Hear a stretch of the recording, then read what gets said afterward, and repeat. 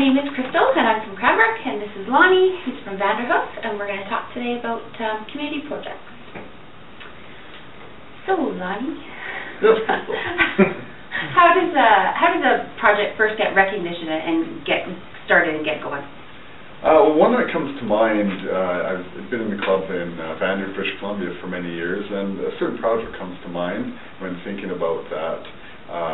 We built a spray park in Vanderhoof, and it kind of what really helps the project is, first of all, to find something that the club has a great interest in and has a passion for. And in this situation, many of the members were longtime residents in the community, and there wasn't as much for young children to do in Vanderhoof. So they came up with this idea to put a spray park in the local, one of the local parks. And as the club and the members had a passion for wanting to make the community a better place for children and something for them to do. So that took some time to get the project going, but once they were able to get the project happening and once it was all finalized, there was some great recognition for the club by building that park and that spray pool, and it's still there and used frequently till this day with a good signage and whatnot. So very good recognition for the club. So how did it get started though? Like I remember when I was a brand new cadet, and I decided that we were all girls and we were great at planning a party, and I knew we could plan a party. And in Cranbrook, we don't have a lot of opportunities for people to go out and wear fancy dresses and tuxes and all that sort of stuff, because we don't have that available to us. So my idea was that we were going to do a gala, and so we started out a what was it called? The Connect Club of Cranbrook, Black Tie Affair by the Connect Club of Cranbrook, back before we joined clubs in Deakin. And I was terrified to bring it onto the table because I was brand new and I wanted to spend all of this money. And I remember I got grilled by some of the older members about how I was going to do it, and I had to really, really sell it to them. Did you have that problem with the... No, not with that one, but that problem that you're referring to definitely is common in a lot of places and some clubs, and bringing up new projects and new ideas can sometimes be very intimidating for new members, especially if the club has been doing the same certain project for years previously. So obviously it just comes with making sure that the club is very open and receptive, and making sure that the executive encourages and fosters new ideas. Because that's where all great projects start, is with an idea, right? And I mean, there's risk involved in any project that a club is going to undertake, but it's up to the club to look at it with open eyes and with an open mind to maybe take that idea and run with it. So. Yeah, I remember I got mine. What I did first was I talked to my sponsoring member, and then I talked to a few other people that I sort of was okay with, and got some backing before I went onto the club floor and said, hey, guess what? And then, so that made it a little bit less intimidating for me to go out there and actually do that. That's a great idea. Yeah. And I also think if a person can have, when we're bringing up a project idea, having as much information to go with that, to start with, and just having, some, maybe some preliminary, figures and different things like that can always help, and just, being able to provide as much, positive information about the project to kind of get it started, and that always helps too. Yeah, for sure. So what happens when a project doesn't go so well?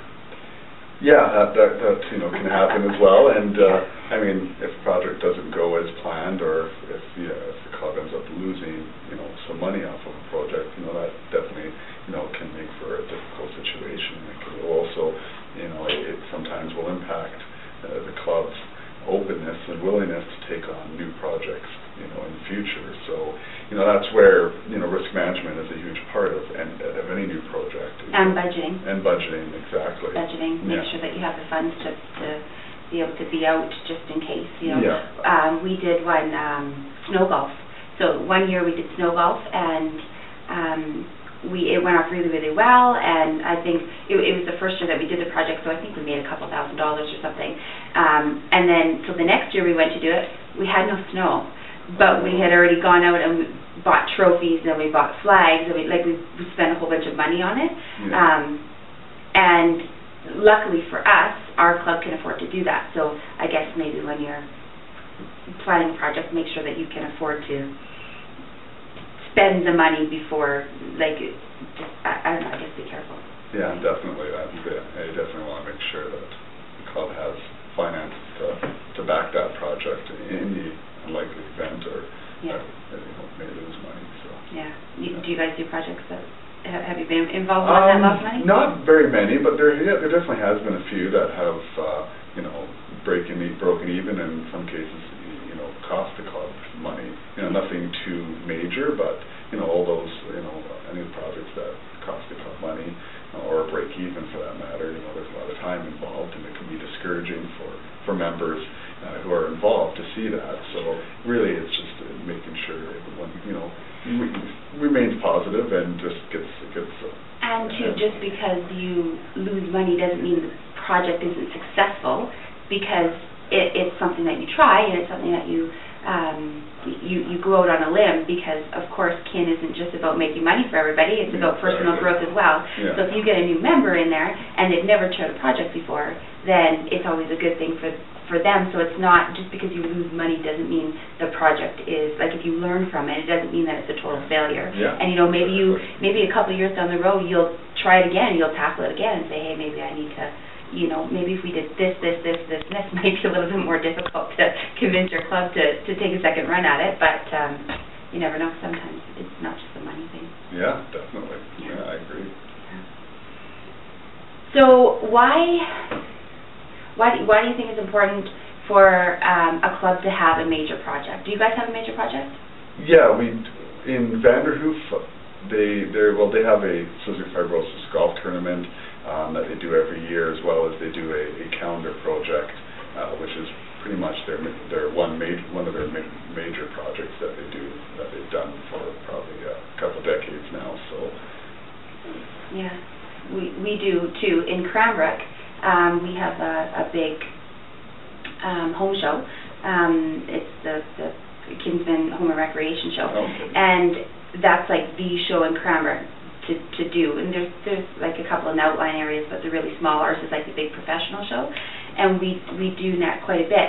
But it's the man hours that go into it, and I think it's twofold. We are able, because we have a major project like that, we're able to give a whole lot more to the community than we would be able to. We sponsor a lot of bursaries and scholarships and free public skating in the winter for the kids to get off the streets, like for something them to do other than just sit in front of the TV. But I think it's good because it gets your members active with each other, and it lets you give back more too. Yeah, definitely. Yeah. No, I think having one or two major projects is definitely very important. I mean, it keeps the club very focused, and it gives them something to work towards every year. And of course, taking on new projects is important as well, but having at least one major project that the club does consistently is definitely a great benefit for the club, and also in recognition around the community and awareness. And, yeah, definitely. So how do you guys figure out if you are going to take on a new project? Well, normally it'll be introduced under probably new business under the agenda, and ideally it would probably be nice if be good if the executive maybe had a meeting, like if it was a member of the executive, maybe they might bring it up in an executive setting to kind of talk a little bit about it, and then bring it up at a general meeting. But of course, we've had new members make suggestions, and we're in talks right now about a skateboard park in Vanderhoof, and it was brought up by one of our youngest new members, and we were all, it was great that this person brought up this idea, and they're definitely kind of taking further looks at it and considering the possibility of that. So really, I don't think there's new project, you know, it can be at, you know. But how do you figure out, like, for example, and not even if it is a big project, so, you know, we will get asked, you know, will you guys come and help us with this if we, and here's the money that we're going to put into it, and here's the, for example, we sell tickets at a beer garden for our big Sam Steele Days in Cranbrook, and we sell the tickets for that. This year, however, we just didn't have the manpower to do it, nor did we get the proper notice from them, so we weren't sure if we were going to be, and everybody else had plans. Oh, okay. So how do you guys figure that out? We do a show of hands, like, is there any, well, first of all, is there anybody that wants to chair it? Because if there's nobody that wants to chair it, it's going to fall apart anyways, right? Yeah. And then we say, okay, well, who's willing to give up some time to put towards this project? Yeah. Because if you don't have those two things, then the whole project falls apart, and it gets really, really frustrating, especially if you have a chair and then they have no support at all. So you got to make sure that you have the backing of the members with it as well. Definitely. I don't know what else you wanted to say.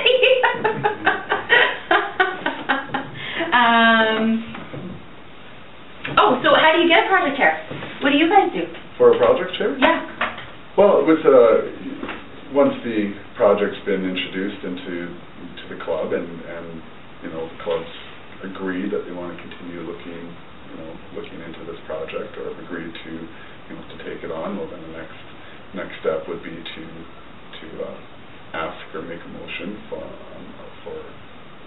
find someone to chair it, and then, you know. But how do you pick them? Well, that the most effective way, in my opinion, would really be to try and, if possible, even try and talk, you know, a little bit, you know, maybe if the president or whoever in the club that you know, is kind of looking after that part of things, you know, if they have a person in mind or have identified someone that they feel would be really good for chairing that project, maybe even just talking to them, you know, one-on-one outside of a meeting, or, you know, even calling them up or having a private conversation. You know, a lot of times, I mean, there's nothing wrong with asking for a chair during a meeting itself, and you know, quite often, and hopefully someone will happily volunteer to do that. Yeah. But you know, I've been in a club for a long time, and I've seen many times where a lot of times people get coerced, or they feel obligated to put their hands up to the project to chair. Because they've done it a few times before. And no one else put their hand up, so they feel like, well, now I kind of have to, and they're kind of reluctant, but they're doing it anyways. And really, that's a really bad way to start a project. You know, you always want to start it with some enthusiasm. That is so true. So true. Do you know, the whole putting your hand up, I find that those rescue missions, so those times, and I'm guilty of it because I used to do it as well. Oh, this is falling apart, she's not doing this, or this. I'll help her, and I'll just do it for her, and I'll do that. That is so bad when you're trying to teach someone how to do it. It took me letting a project fail for somebody else to say, oh, she's not going to do that, and all of that is actually my responsibility, because there was a couple of us in our club, and we would just say, oh, okay, well, nobody's selling tickets, oh, I guess I have to sell more tickets. Nobody's doing this, I guess I have to do this. Like the Black Tie Fair that I talked about, we no longer do that because it became such a it was a successful project, we made money, but the amount of man-hours and stress that went into it for a few members in our club far outweighed the benefit of it, and so it's something that we couldn't do anymore. And I remember we were doing a burger, it was a beer and a burger, and we were raising money for, to be honest, I don't even remember what we were raising money for, but we were trying to sell tickets for $10 each for a burger and a beer, and everybody said, yeah, let's go, let's do the project, let's do it. And then it turned into a select couple of us that were going to sell the tickets. And we sat down and we said, okay, so what are we going to do? Are we going to continue to clean up messes, or are we going to let other people stand up instead of just us? Because we sort of became the, well, they'll just do it. They'll clean it up. Yeah. And so we actually, when we canceled the event, everybody went, what do you mean? Like, what do you mean we're canceling? What do you mean we're not doing it? What do you mean, like, you're not going to do this and you're not going to do that? And it was after that that more people actually stepped up to help with other projects, Oh, wow. because then they said, because before it was just the mentality of, oh, they're going to do it, don't worry about it, they'll just figure it out, and they'll clean up whatever needs to be cleaned up. And it only took a couple of things of us saying, and then all of a sudden, and it made our club healthier, because now we have way more people cheering than we ever did before. Yeah, So, that's a great example. Yeah, it's good. Yeah, it's so help. You need to rely on people, but you can't be their crutch all the time, I guess. Well, that's right. Right? And you can tell when, if someone is really, if their heart is into chairing the project, or whether they're just doing it out of obligation or they're reluctant to it. So, it's really up to us as club leaders to identify those situations and making sure that, whoever is going to be chairing the project is, has their heart into it, and that they really do want to chair it. Mm-hmm. And if not, then, maybe finding a different chairperson, or maybe tabling that project until there is somebody that has the time and effort to put into chairing the project. And making sure that when you take on the position of chairing project, that you know what you're getting yourself into. Exactly. Because sometimes you go, oh my gosh, I had no idea what I was biting off, because you can't, you didn't know how much time it was going to take, how many volunteers you weren't going to have. So make sure that before you say, yeah, I'm going to take on a project, that you have enough time on your hands. Yeah. Because we've all seen projects fall apart because of the chair was just uninformed when they took it, and they didn't know what they were getting into, or they weren't passionate enough about it, or I find lots of good project chairs are some of the newer members, and then the people that keep doing it over and over and over and over again, because if you don't switch it up, you don't get the new twists and turns on what's going on, and because you just continue to do things because that's the way it was, instead of figuring out a more efficient way to handle the project. So. Definitely. Yeah.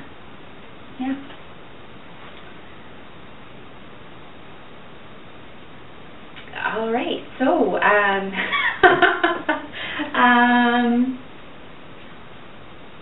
don't know what else to say about community projects. What do you have to say about community projects? I seem to be asking all the questions. Oh. So do you guys you don't have any more major projects that's going on?